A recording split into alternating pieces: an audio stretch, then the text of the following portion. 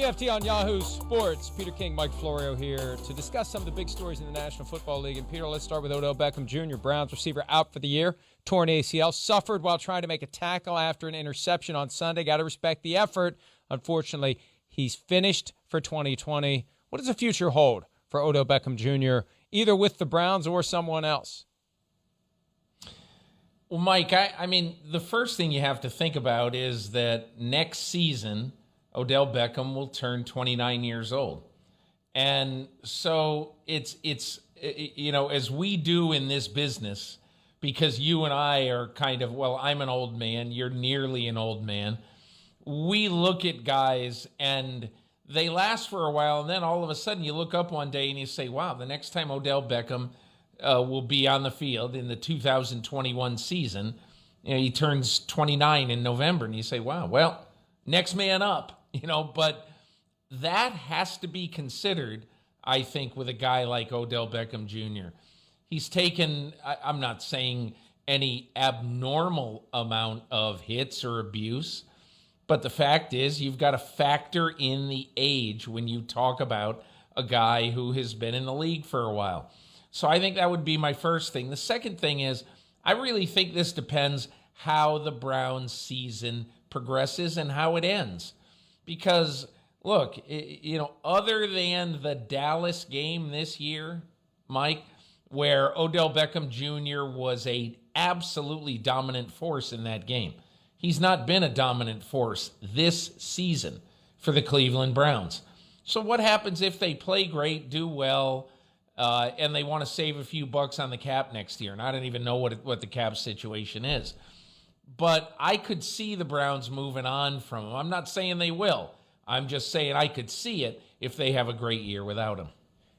And I think that it becomes a no-brainer if they thrive without him. And they should. When you look at their schedule, they've got 5 more games they should win. If they beat the Raiders this week, 11-5 is not out of the question. There's only 3 games left for the Browns that stand out as games they should lose. So if they make it to the playoffs without Odell Beckham Jr., they're looking at a salary of $14.5 million for next year that they could avoid.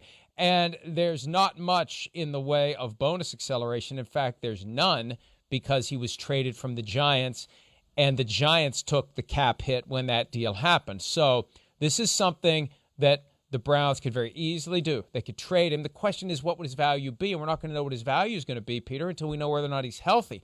That's where it becomes complicated. And I wonder whether or not he may have even been traded this year if he hadn't suffered the injury. But I think once he gets a clean bill of health and once he proves that he can run, if and when that happens, I think that the Browns would be foolish not to at least consider it. And if they get to the playoffs without him, I think it's going to make sense for them to do it, because having him around has with it that constant pressure of getting him the football and all that chatter about did he get the football. And I'd like Baker Mayfield to just be able to throw to the open guy. And I think they can make that work without Beckham. Run the ball, throw to the open guy, play defense, and they can win plenty of games. I totally agree. And, you think of the trade value and everything. He's not going to have great trade value in a year. He turns 29 coming off an ACL. But the two teams that I think, who knows, maybe they give a 3 for him. I don't know that you're going to get much more than that.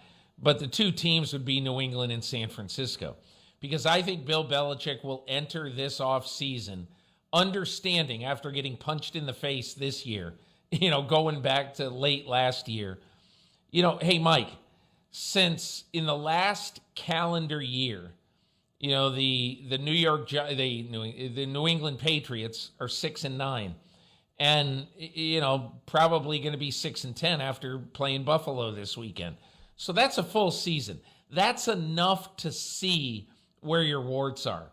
And the biggest warts the Patriots have, obviously, if Cam Newton doesn't increase significantly, they're going to have to get a quarterback. But they have to get reasonably priced skilled players. That is crucial. One way or the other, I have a feeling he won't be in Cleveland next year. We'll see what happens with OBJ, and we'll see you next time for PFT on Yahoo Sports.